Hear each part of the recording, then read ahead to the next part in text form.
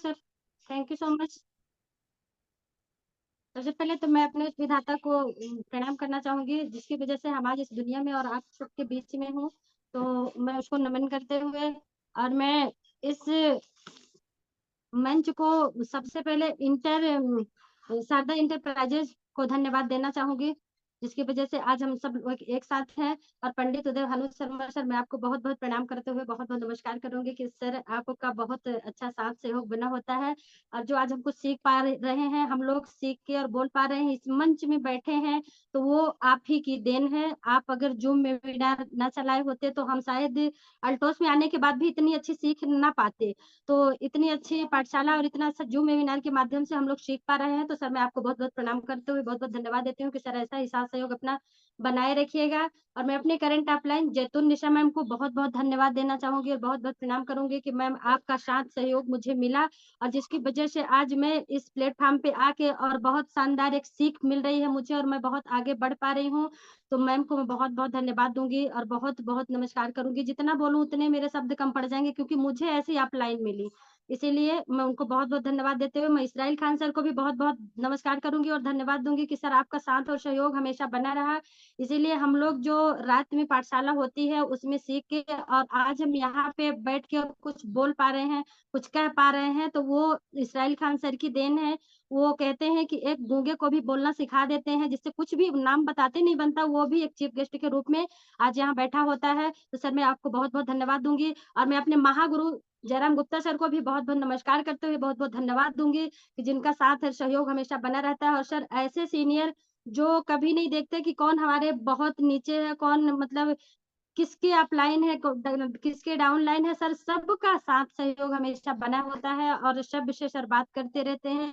ऐसा लगता है कि सर सबके मतलब अपने ही हैं, चाहे फ़ोन से ही बात करके समझाएँ, चाहे जैसा भी मिले, तो सर को मैं बहुत-बहुत धन्यवाद दूँगी कि सर आप अपना ऐसा ही साथ सहयोग हम लोग के साथ बनाए रहिएगा क्योंकि बड़ों का आशीर्वाद ही बहुत ऊँचाइयों तक ले जाता है। आशीर्वाद कहते हैं कि पैसे कमाने से मिल जाता है, लेकिन आशीर्वाद अपने बड़े-बुजुर्गों से ही सर मैं आपको तो नमस्कार करते हुए और मैं नमस्कार करना चाहूँगी अपने सभी सीनियरों को, जैसा कि जयेश राठौर सर हो गए अ, जितने भी हमारे सीनियर हैं, जो वेबिनार के सभी सीनियर गुरु को मैं एक साथ प्रणाम करना चाहूँगी नमस्कार करते हुए और मैं आज बहुत-बहुत नमस्कार करना चाहूँगी सुगांती मैम को, जिन्होंने रोज़ एक नई-नई सीख के साथ रोज़ एक नए-नए लोगों का ड्रामे नाम भी निकालती हैं और हमारे स्वागत बंधन के लिए आती हैं और हर किसी का स्वागत बंधन बहुत शानदार करती हैं, तो मेरा भी उन्होंने बहुत ही शानदार स्वागत बंधन किया क्योंकि हम लोग भी अगर कभी बुलाया जाता है तो इतने अच्छे से स्वागत नहीं कर पाते जितने अच्छे से हमारी गुरु माता शुगांती कुजूर जी करती हैं। तो मैम मैं आपको भी बहुत-बहुत नमस्कार करते हुए बहुत-बहुत धन्यवाद दूँगी कि आपका साथ सहयोग बराबर ऐसा हम लोग को मिलता रहे। और जैसा कि हमारे आज वो हमारे सम्मान के लिए, हमारे वेलकम के लिए हमारे इस्राइल खान सर आए, तो सर मेरे गुरु हैं, आपसे सीख मुझे मिलती है, तो सर मैं आपको भी बहुत-बहुत नमस्कार करना चाहूँगी। सर मेरा वेलकम किए इतने शानदार और जो वो मेरे बारे में कुछ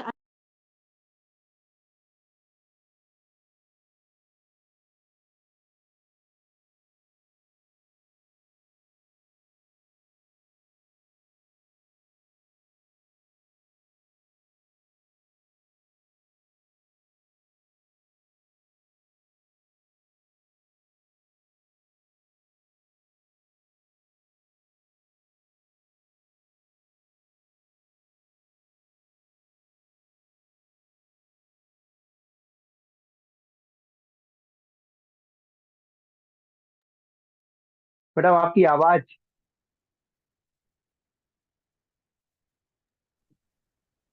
सॉरी सर आ रही है आप? जी जी, ओके। मेरी लाइफ़लाइन है रंजना दीदी, मैं उनको बहुत-बहुत स्वागत बंदन और अभिनंदन करूँगी क्योंकि उनकी मतलब वो मेरी एक बड़ी बहन की तरह है, वो पहले से ही जन समाज सेवा में लगी थी। आज हाँ, ये है कि अल्टास हम उन हमारी माध्यम से उनको मिल पा रहा है, लेकिन वो पहले से ही बहुत समझदार हैं और बहुत ज़्यादा जन सेवा कर चुकी हैं। तो दीदी मैं आपको बहुत-बहुत प्रणाम करूँगी और बहुत-बहुत नमस्कार करूँगी कि आप मेरे स्वागत बंदन के लिए आईं। भले कहने को मेरी लाइफ़लाइन है, लेकिन मैं उनको अपने अपलाइन के जैसा ही भाव देती हूँ क्योंकि वो मेरी एक बड़ी बहन के जैसे भी हैं और शहडोल से ही हैं। शहडोल में आज जो कुछ भी हैं हम, तो हम अपनी लाइफ़लाइन रंजना दीदी के वजह से ही हैं। हाँ, ये ज़रूर है कि हम सीखने का ललक रखते हैं और सीख रहे हैं और सीखते हुए हम अपने लाइफ़लाइनों के द्वारा जैसा कि हमारी एक लाइफ़लाइन अभी न्यू है, वहाँ से जयसिंह नगर से रविता दीदी, तो मैं उनको भी मतलब जैसा कि सर भी बोल रहे थे स्टाइल खान सर की, मतलब लाइफ लाइन का काम होता है सीखना, तो सही बात है। जब कोई सीखता है तभी सिखा पाते हैं, लेकिन उनका एक लगन होता है। लगन के साथ जब कोई सीखता है तो बहुत ऊंचाइयों तक पहुंचता है और बहुत कुछ कर दिखाता है।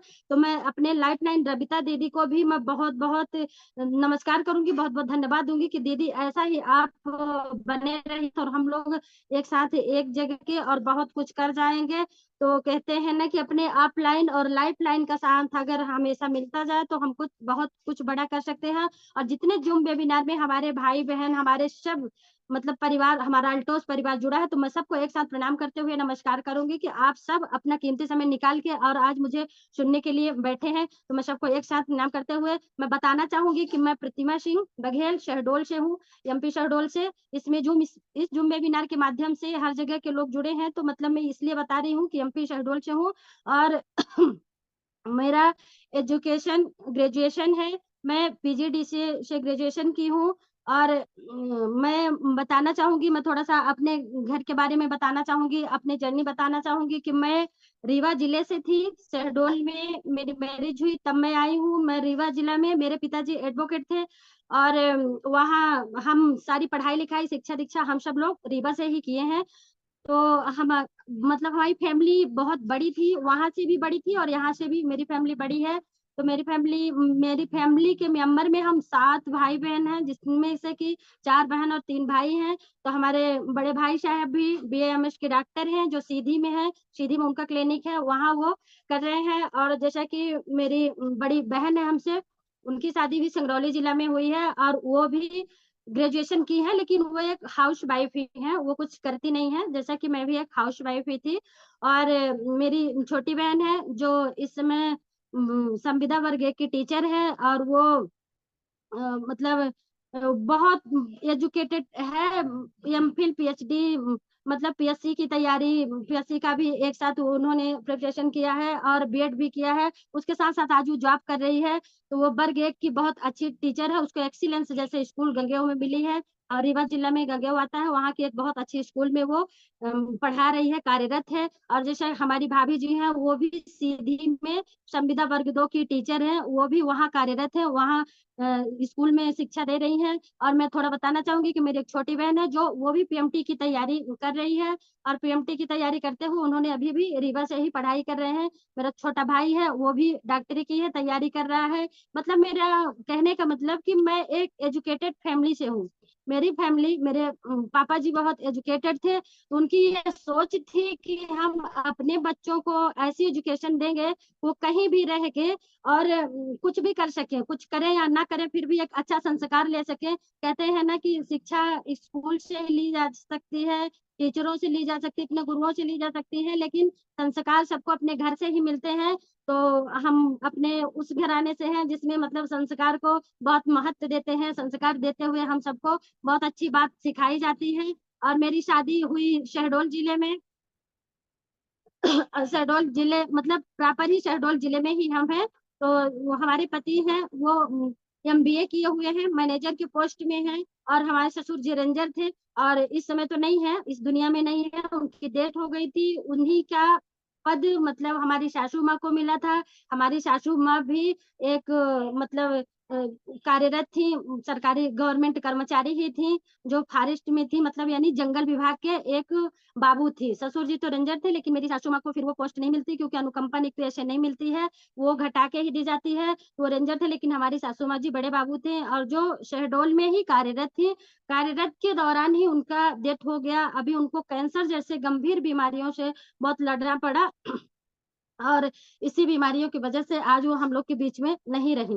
अब यहाँ पे हम मतलब ये भाई बहन है, तो हमारे पतिदेव भी जॉब करते हैं और हमारी छोटी ननद है तो वो भी जॉब करती हैं, वो भी इस समय फॉरेस्ट में ही है। कहते हैं ना कि जो जिस रास्ते पे चल देते हैं तो उनके लिए आसान हो जाता है, क्योंकि मेरे घर में मेरे बड़े भाई साहब को पापा जी एडवोकेट थे, लेकिन बड़े भाई साहब को डॉक्टरी पढ़ाए। आज डॉक्टरी लाइन में ही मेरे सारे भाई-बहन हैं, यहाँ तक कि मेरे जीजा जी भी एक मेडिकल स्टोर डाले हैं, वो भी डी-फार्मा किए हुए थे। तो मतलब सब एक मेडिकल लाइन से ही है मेरे घर में, और हमारे ससुराल में सब एक जंगल विभाग की जॉब में ही मेरी सासू माँ, मेरे ससुर जी थे, फिर सासू माँ थी, हमारी ननद भी फॉरेस्ट में ही है। तो कहते हैं ना कि जब कोई अपने घर में पढ़ा-लिखा होता है, तो उसी से हम सब के घर, मतलब अगर कोई बड़ा अपने घर में पढ़ा-लिखा और होशियार होता है, तो उसी से सबको सीख मिलती है। जैसे ऊपर वाली, जैसे कि अब हमारे अपलाइन जैसा कर रहे हैं हमारे जयराम गुप्ता सर जी, जैसे अपलाइन इतने अच्छे, इतने महान इंसान को मैं क्या बताऊँ कि जिन्होंने मतलब हर किसी को ध्यान देते हुए और आगे बढ़ रहे हैं, तो वो हमारे एक गुरुवश नहीं, एक पेरेंट्स के रूप में भी आते हैं। जैसे कि कहते हैं ना कि अपने घर के बड़े बुजुर्ग ही सबको सीख देते हैं, तो सही बात है, हर किसी को सीख अपने घर के बुजुर्गों से ही मिलती है। तो हम लोग भी उन्हीं से बहुत कुछ सीखे और बहुत कुछ कर पा रहे हैं। आज तो चलिए मैं बताना चाहूँगी थोड़ा-सा कि ये आज हम इस प्लेटफ़ॉर्म में आए हैं, मैं एक ठो कविता के माध्यम से, पहले मैं आप लोग के बीच में एक कविता के माध्यम से कुछ कहना चाहूँगी, तो आप लोग मतलब ध्यान से सुनिएगा। मंदिर में पूजा करें, घर में करें कलेश, मंदिर में पूजा करें, घर में करें कलेश, बापू तो बोझा लगे, पत्थर लगे गणेश। लोगों की सोच ऐसी होती है कि मंदिरों में जा-जा के बहुत पूजा करते हैं, लेकिन घर में वो हमेशा झगड़ा, लड़ाई ये हर घर में थोड़ी बहुत होता रहता है। तो मंदिर में पूजा करें और घर में करें कलेश। तो मतलब कहने का मतलब कि हम लोग को ऐसी सीख लेना चाहिए कि जैसे हम भगवान को भगवान मानते हैं, मंदिरों में पूजा करते हैं, तो मुझे घर में भी उसी तरह से रहना चाहिए, कभी नहीं लड़ना चाहिए। और बापू तो बोझा लगे, पत्थर लगे गणेश, सही बात है। आज के जनरेशन में मैं बहुत लोगों को देख रही हूँ, खैर मेरे रहे, मेरे ससुर जी भी नहीं है, मेरे सासू माँ भी नहीं है, लेकिन मैं उनको वही भाव देती थी जो मैं अपने मम्मी-पापा को देती थी। मैं थोड़ा-सा अपनी मम्मी के बारे में भी बताना चाहूँगी कि आज जो मैं बोल पा रही हूँ, जो कर पा रही हूँ, तो मेरी मम्मी भी मतलब बहुत अच्छी हैं और उस ज़माने की हायर सेकेंडरी की हैं मेरी मम्मी भी। तो मेरी मम्मी भी बहुत सीख देती थी, क्योंकि हम लोग को जब पहले डाँटा करती थी तब इतना समझ में नहीं आता था कि हम क्या अच्छा कर रहे हैं, क्या गलत कर रहे हैं। लेकिन आज समझ में आता है कि हमारी मम्मी सच में बहुत अच्छा करती थी, बहुत अच्छी सीख देती थी कि मतलब एक बेटियों के लिए 2 घर होते हैं और दोनों घर को बहुत अच्छे से सँभालना चाहिए। तो वो आज जो हम बोल पा रहे हैं, जो कर पा रहे हैं आप लोग के बीच में, तो हमारी मम्मी का बहुत बड़ा हाथ है, बहुत बड़ा उनका देन है। चलिए मैं थोड़ा-सा और एक और कविता सुनाना चाहूँगी। मर जाते हैं फूट-फूट पर भूखे प्यासे लोग, मर जाते हैं फूट-फूट कर भूखे प्यासे लोग, पहन मुखौटा धर्म का दिन भर करते ढोंग, पहन मुखौटा धर्म का करते फिरे भंडारे, पहन मुखौटा धर्म का दिन भर करते भंडारे, घर में भूखा बाप है, मन घर में भूखा बाप पड़ा, घर में भूखा बाप पड़ा। तो ऐसे भंडारे करने से क्या मतलब? हम मंदिरों में जाके भंडारा करते हैं और खुद जो हमारा महान इंसान है, मतलब हमको जन्म देने वाला, इस दुनिया में लाने वाला, हम ऐसे इंसान की पूजा नहीं कर रहे हैं और हम जाके मंदिरों में बहुत बड़ा भंडारा कर रहे हैं, तो उससे हमें कुछ नहीं मिलता है। हमको ना कि अपने पूर्वजों की सेवा कर, मतलब अपने पेरेंट्सों की सेवा करना चाहिए, सास-ससुर हों, हम लेडीज़ों के लिए तो यही सीख दी जाती है कि अपने माता-पिता के जैसे ही सास-ससुर की भी सेवा करनी चाहिए।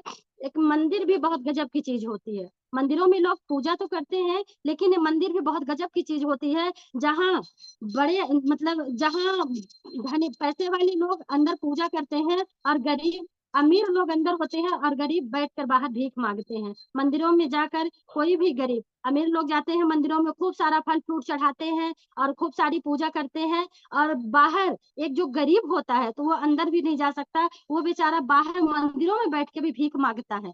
तो ये आज के जनरेशन में चलती आ रही है। कहते हैं कि पायल हज़ारों में पहनी जाती है, पायल हज़ारों की आती है, पर पैरों में पहनी जाती है और ₹1 में आती है और माथे में सजाई जाती है। तो मायने ये नहीं रखता कि हम कृत्य क्या कर रहे हैं। हमको अच्छे मार्ग में चलना चाहिए, अच्छे व्यक्ति के पास जाना चाहिए, अच्छे लोगों के साथ रहना चाहिए और मतलब अपना कृत्य मायने नहीं रखता, अच्छे मार्ग पर चलना मायने रखता है। मायने ये नहीं रखता कि हम क्या कर रहे हैं, मायने ये रखता है कि हम कैसे किसके साथ अपना बर्ताव कर रहे हैं। जैसा कि मतलब एक दूध मतलब दारू सॉरी अच्छे मार्ग पर वही व्यक्ति नहीं जाता है, बुरे मार्ग पर जाता है। जैसा कि दूध बेचने वाले को घर घर जाना पड़ता है, दूध बेचने वाले को घर घर जाना पड़ता है और दारू बेचने वाला कहीं नहीं जाता। और दूध बेचने वाले से बार बार पूछा जाता है कि दूध में पानी तो नहीं मिला है, उससे बार बार इसीलिए पूछते हैं कि दूध में पानी मिला के दिया होगा, और दारू पीने वाले स्वयं दारू में पानी मिलाकर पीते हैं। तो सच्चाई की राह पे हमको चलना चाहिए। इस कविता से हमको ये सीख मिलती है कि हमको एक अच्छा कर्म करना चाहिए, अच्छे अपने सीनियरों की सेवा करना चाहिए, अपने माता पिता की सेवा करते हुए, और हमको आगे बढ़ना चाहिए, ना कि ऐसे गलत रास्ते पे। क्योंकि कहते हैं ना कि सही रास्ते पे चलने वाला, जिससे दूध बेचने वाले को बहुत कठिनाई होती है, वो बेचारा दूध बेचने के बाद भी पैसा लेने जाता है तो सही से लोग नहीं देते हैं, और बार बार यही कहते हैं कि तुम्हारा दूध फट गया था, तुम्हारे दूध में पानी मिला हुआ था, जबकि वो बेचारा इतनी मेहनत से ले आके हर घर घर में दूध पहुंचाता है। इसीलिए कहते हैं कि नमक की तरह कड़वा बोलने वाला हमेशा सच्चा मित्र नहीं होता है। नमक की तरह कड़वा से बोलने वाला ही सच्चा मित्र नहीं होता है। मीठी बातें करने वाले को लोग सच्चा मित्र मानते हैं, जबकि आज तक कहते हैं, खुदा गवाह है, नमक में आज तक कभी कीड़े नहीं पड़े, पर मीठा में अक्सर कीड़े पड़ जाते हैं। क्योंकि मीठा बोलने वाले हो सकता है अपने साथ गलत भी कर जाएं, लेकिन अगर कोई सच बोलता है तो लोग उसको गलत समझते हैं। कहते हैं ना कि कोई भी इंसान अगर किसी को सच बोल दे, सच बोलने वाला ही इस दुनिया में सबसे बुरा है, क्योंकि उसकी सच्चाई से ही लोग को बहुत कड़वापन लगता है। और जो मीठा बोलने वाला है, मीठी वाली बोल बोल के पता नहीं क्या कर जाता है। इसके बाद जैसे मीठी बातों की बात आई तो मैं बताना चाहूंगी थोड़ा सा।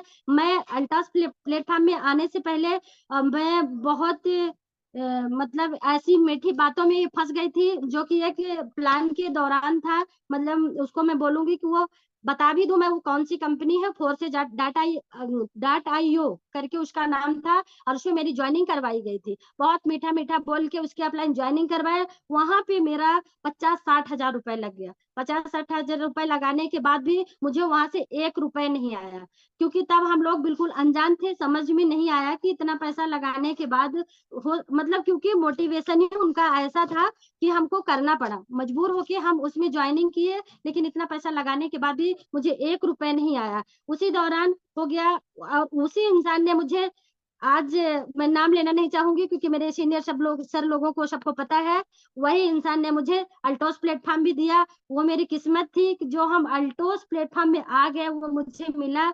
अल्टोस में भी मैं एक सेंटर मालिक हूँ। भी मैं, मेरा सेंटर ओपन हुआ था 54 हजार से, 54 या 55 हजार पैसा लगा देना भी बहुत बड़ी बात होती है। मैं एक अनजान मतलब इंसान के कहने पे पता नहीं क्यों समझ नहीं पाए हम लोग, हम और हमारे हस्बैंड दोनों लोग समझ होने के बावजूद हम लोग 60 हजार रुपए उसमें लगाए थे और 55 हजार रुपए हम इधर लगाए। और हम बहुत बहुत धन्यवाद देना चाहेंगे ऐसे अपने बहुत मतलब उस विधाता को जिन्होंने मुझे सही रास्ते पे लाके खड़ा कर दिया, और जिनके माध्यम से मुझे जैतून निशा मिली। जैतून निशा मैम को मैं बहुत बहुत धन्यवाद देना चाहूंगी। नहीं तो क्योंकि मैं अल्टास में आने के बाद भी मैं बहुत अनजान थी, मुझे कुछ समझ नहीं आता था, क्योंकि मैं सेंटर तो मैंने लेकिन उसके बारे में मुझे कुछ नहीं था। और वो सेंटर दिलवा दिए थे। फिर उसी दौरान उन्होंने, संयोग मेरा सही था, एक दिन जैतून निशा मैम से मेरी मुलाकात हुई, और उन्हीं के माध्यम से हम पुनः वो समझाई, मुझे बहुत अच्छा बताई। बहुत बहुत धन्यवाद दूं ऐसे अपलाइन को, जिन्होंने एक एक शब्द उन्होंने मुझे सिखाया और बैठा के और बताया, और बहुत अच्छे से बताएं कि मेरे मन को भा गया। आज मैं अल्टास में बहुत कुछ कर पा रही हूँ, और मेरा मानना है कि हम लोग के बीच में अगर ऐसी अपॉर्चुनिटी आई अल्टास जैसे, तो वो मैं इसलिए ले ली क्योंकि मुझे इतना अच्छा लगा कि पहले मैं जब फंस चुकी थी और 60 हजार रुपए लगाने के बाद भी मुझे 1 रुपए नहीं मिला था।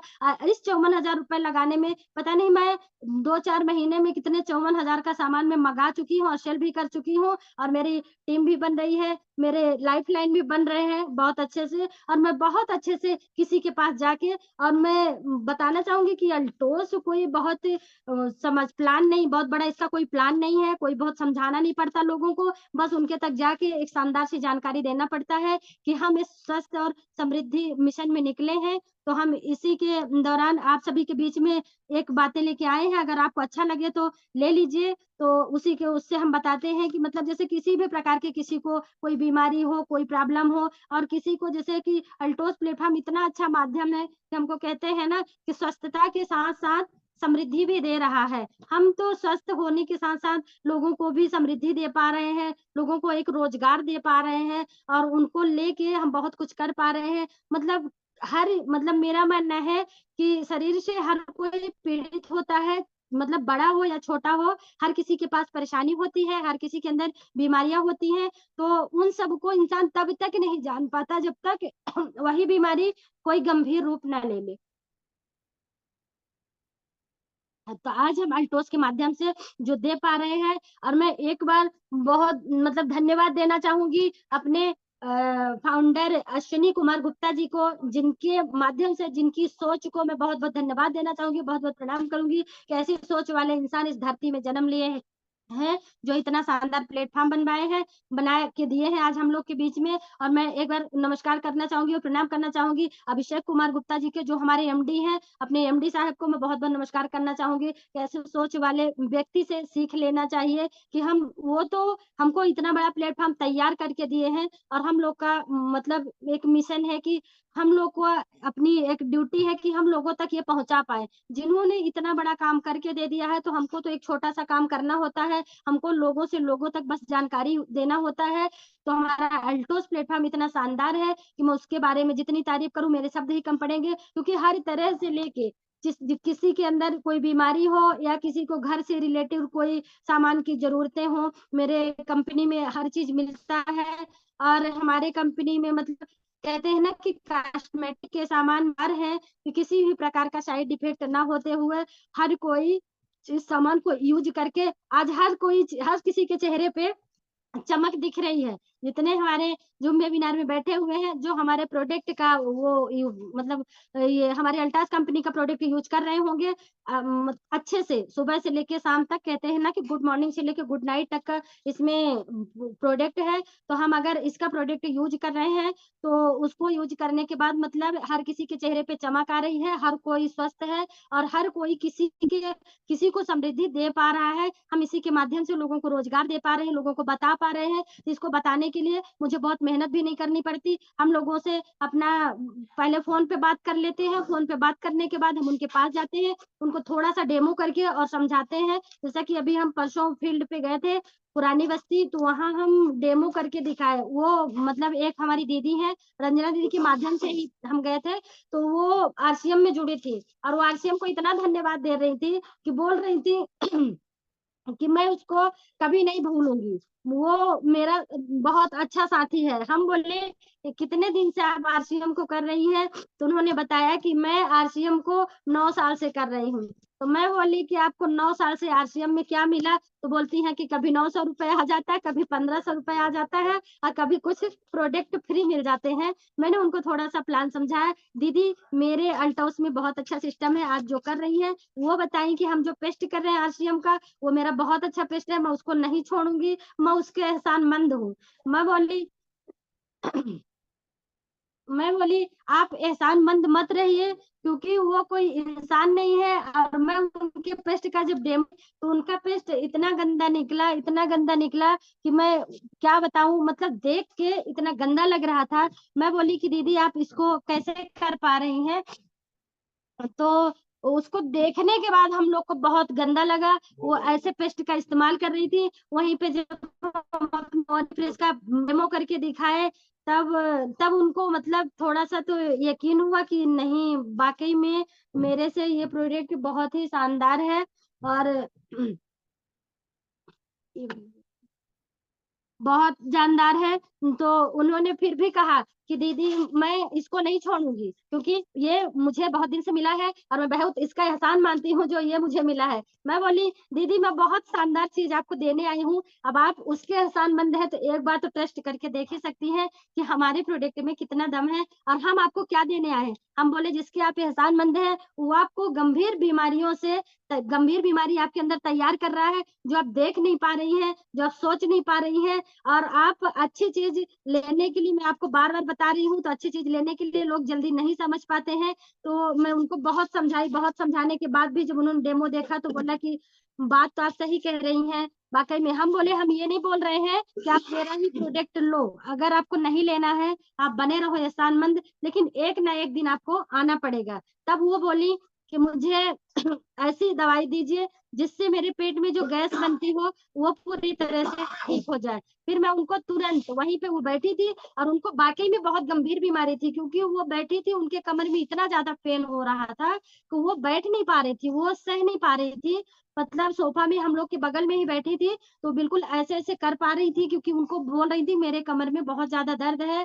फिर हम उनको वहीं पे हम बोले कि ये दर्द हम आपका ठीक कर देते हैं। पहली बात तो हम उनको बताया कि आपके अंदर बहुत ज्यादा, मतलब उनके फेस पे बहुत ज्यादा स्वेलिंग भी थी। इस स्वेलिंग की वजह ही था कि उनको बहुत ज्यादा गैस बन रही थी, और गैस बनने की वजह से बहुत बड़ी गंभीर बीमारियां होती है। क्योंकि आजकल सब, अगर कोई अपने बीच में गैस की बीमारी को लेके प्रताड़ित है तो पता नहीं कितनी बीमारियों को लेके है। क्योंकि मेरा अपना मानना है कि गैस से ही सारी बीमारियां होती हैं, और सारी बीमारियां पेट से ही होती हैं। जब अपना पेट साफ नहीं होता है तो फिर पेटों में गैस बनती है, और गैस बनने की वजह से हमारी एक लंबी बीमारी हो जाती है। मतलब खाना नहीं पच पाता हमको, और जब खाना नहीं पचता है, अपच हो जाता है, तो अपना मतलब बहुत वीकनेस लगने लगती है, भारीपन शरीर में लगने लगता है। ऐसा लगता है कि तरह तरह की हमारे अंदर बीमारियां हैं। हम उनको वहीं पे तुरंत उनकी बहू से गर्म पानी मंगवा के तुलसी पावर दिए और बोले कि इसको आप दे पिए। तो उसको वो पी तो उनको थोड़ा सा रिलैक्स लगा, क्योंकि तुलसी पावर मेरा बहुत ही शानदार प्रोडक्ट है। और प्रोडक्ट तो बहुत सारे हमारे उसमें है। कल मैं सारे प्रोडक्ट के बारे में ही जानकारी दूंगी, और आज मैं बस वही फील्ड के बारे में मैं बताना चाहूंगी कि जैसा कि मुझे एक दिन वो मिले, किसी और कंपनी वाले मिले, क्योंकि लोग तरह तरह के आते रहते हैं। तो वो हर्बल लाइफ वाले मिले। मैं यहाँ डरती नहीं हूँ, क्योंकि किसी कंपनी की कोई कंपनी है तो मैं इसलिए डर जाऊं उसका नाम न लूं, ऐसा मैं कभी नहीं कहती। क्योंकि मुझे जो नहीं अच्छा लगता है उसे मैं नहीं लेती हूँ। वहां के एक सर मिले, वो हेडमास्टर थे, वो हमको बहुत समझाया बैठा के, बोले आप हर्बल लाइफ में आइए, बहुत बड़ी इनकम कमाएंगी और बहुत ऊंचाइयों तक जाएंगी। हमारा हर्बल लाइफ वो है जो सबसे पहले इंसान को दुनिया में क्या चाहिए, अपना स्वास्थ्य चाहिए। स्वास्थ्य अगर सही है तो हमारा हर मतलब हम सब कुछ कर सकते हैं, स्वस्थ नहीं है तो कुछ भी नहीं है। तो फिर मैंने उनको जवाब दिया कि सर सही बात है, आप जो कह रहे हैं बिल्कुल राइट है। आपने बोला कि हमारा स्वास्थ्य सही रहेगा और तभी हम कोई काम कर पाएंगे। तो हमारी कंपनी एक ऐसी है जिस कंपनी में मैं काम कर रही हूँ, तो हमारे स्वास्थ्य के साथ साथ वो हमें पैसा भी दे रही है। मतलब आपकी कंपनी तो सिर्फ मुझे स्वस्थ कर रहा है, स्वस्थ तो तब हम मतलब जब हम होंगे, जब हम पैसे देके और सामान खरीदेंगे। और जब सामान खरीदेंगे, सामान को यूज नहीं करेंगे तो हम स्वस्थ कैसे रहेंगे। और सामान हम, जब हमारे पास पैसे नहीं रहेंगे तो हम कैसे खरीद पाएंगे। कोई भी सामान खरीदने के लिए हमें कहते हैं ना कि पैसा होना चाहिए। कहते हैं कि पैसा भगवान तो नहीं है लेकिन भगवान से कम भी नहीं है। कहा जाता है कि पैसा खुदा नहीं है लेकिन खुदा से कम भी नहीं है। तो पैसे के बिना कोई काम नहीं है। हमारी कंपनी मुझे वो दे रही है जो मतलब मुझे पूरी तरह से हम स्वस्थ भी रह सकते हैं। अपने अल्टोस का प्रोडक्ट, कोई भी प्रोडक्ट लेके किसी भी प्रकार की मुझे बीमारी नहीं हो सकती है। चाहे आप हेल्थ से रिलेटेड ले लीजिए, चाहे आप कॉस्मेटिक से रिलेटिव ले लीजिए, चाहे आप होम केयर से ले लीजिए, किसी भी हर तरह की चीज जो जो कंपनी हमें दे रही है, तो मैं आपके कंपनी में क्यों आऊँ। और आपके कंपनी में मैं आके स्वस्थ बस रह सकती हूँ, और अपने कंपनी में मैं लोगों को बहुत कुछ कर सकती हूँ, लोगों को रोजगार दे सकती हूँ खुद स्वस्थ रहते हुए। और मैं लोगों के बीच में बहुत शानदार जानकारियां दे पाऊंगी कि लोगों को स्वस्थ कर पाऊंगी, और उनको एक पैसा कमाने का जरिया भी पाऊंगी। गरीबी बहुत गंभीर रूप से पकड़ रही के पास, क्योंकि कहते हैं ना कि जो मजदूर होते हैं वो मतलब मेहनत तो बहुत करते हैं, मेहनत बहुत करते हैं, लेकिन इनकम सिर्फ दिन के 200 या 300 रुपए ही कमा पाते हैं। इससे ज्यादा वो कभी नहीं कमा पाते हैं, और इतने ही काम करते करते वो अपनी सारी जिंदगी इसी काम के जरिए खो देते हैं, और कोई सुख चैन कुछ भी नहीं पा पाते हैं। और मेरी कंपनी शानदार कंपनी है, जो कि मेहनत तो बिल्कुल नहीं है, बस मतलब खुद सीखो और सीखने और सिखाने का बिजनेस है, क्योंकि हम जब सीख पा रहे हैं अपने जूम वेबिनार के माध्यम से और अपने सीनियरों के माध्यम से, अपने सेमिनार के माध्यम से हम आज सीख के लोगों तक बता पा रहे हैं, लोगों के बीच में अच्छी-अच्छी जानकारियां दे पा रहे हैं कि आप सीखिए। बस जो मेहनत आप कर रहे हैं, जो फावड़े चला रहे हैं, रोड में काम कर रहे हैं, वो बहुत मेहनत वाला काम है और आज तक आप कुछ नहीं कर पाए हैं। तो मैं उनसे रिक्वेस्ट करके बोलती हूँ कि सर, मैं आपके बीच में ये जानकारी देने आई हूँ। मेरे पास एक ऐसी अपॉर्चुनिटी आई है जो आप ले लेंगे तो हो सकता है कि आपकी किस्मत बदल, क्योंकि हम अल्टोस में आके सब बहुत खुश हैं कि इसके पहले अगर हम बहुत कुछ भी करते, मान लीजिए हम एक जॉब भी करते, अच्छा सा जॉब कर लेते या प्राइवेट जॉब करते या गवर्नमेंट जॉब करते, कोई भी जॉब करने वाला इंसान भी कभी किसी को रोजगार नहीं दे पाता है और वो एक अपने घर तक ही समेट के रह पाता है। कभी भी मतलब दूसरों को लोग कहते हैं ना कि दूसरों को नीचा दिखा सकते हैं लेकिन ऊंचा नहीं उठा सकते हैं। लोग जिनके पास बहुत पैसे होते हैं वो दूसरों को नीचा दिखाते हैं, कभी एक गरीब की मदद नहीं कर पाते हैं। और मैं इसीलिए मैं अल्टास ज्वाइन की हूँ और मैं बहुत खुश हूँ। मैं बहुत धन्यवाद देना चाहती हूँ ऐसे एमडी और सीएमडी को जिन्होंने ऐसी सोच के साथ मुझे ये प्लेटफॉर्म दिया है। और मैं बहुत बहुत धन्यवाद देना चाहूंगी अपनी जैतून निशा मैम को, जिनके माध्यम से मुझे ये सीख मिली है कि मैं लोगों को स्वास्थ्य के साथ साथ उनको रोजगार भी दे पाऊं, उनके गरीबियों को मिटा पाऊं और उनकी मदद कर सकूं। मेरी एक भावना थी मदद करने की और मैं मदद नहीं कर पा रही थी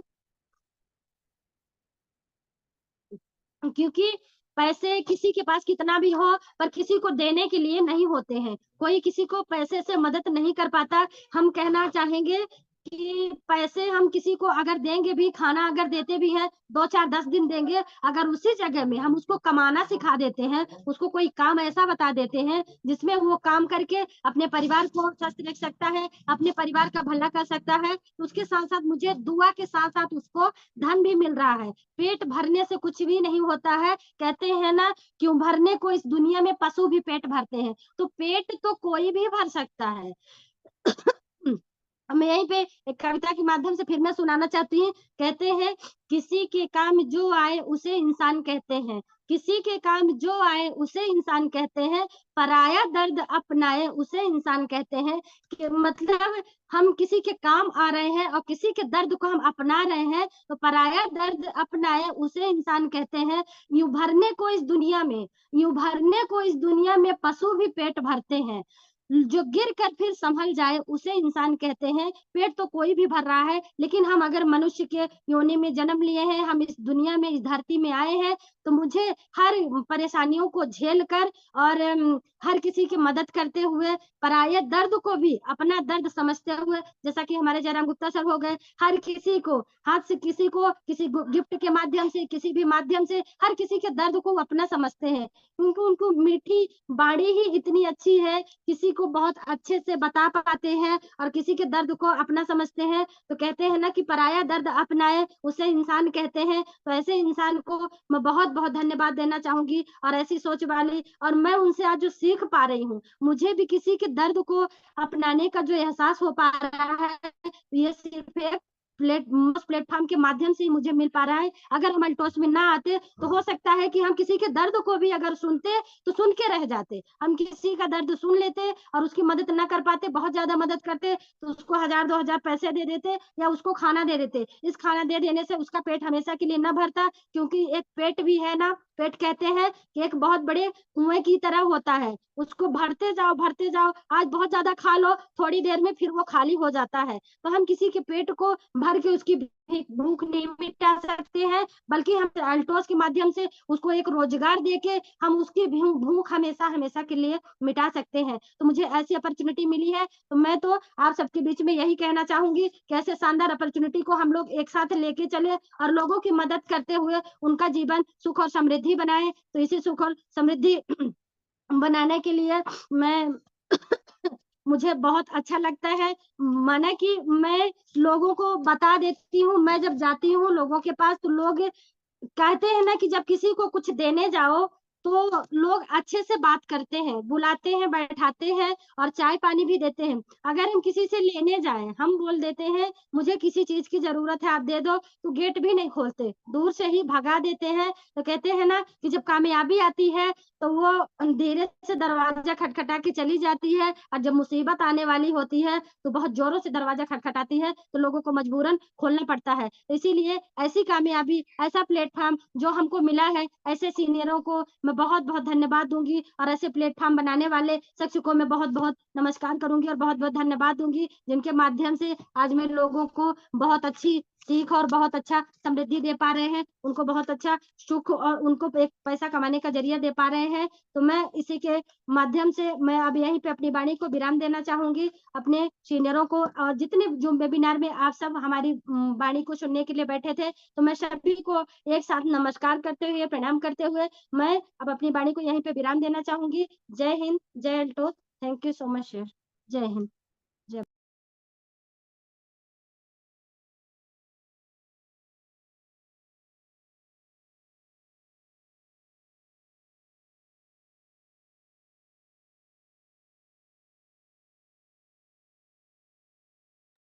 जी, नमस्कार, बहुत बहुत धन्यवाद आपका। आज का जो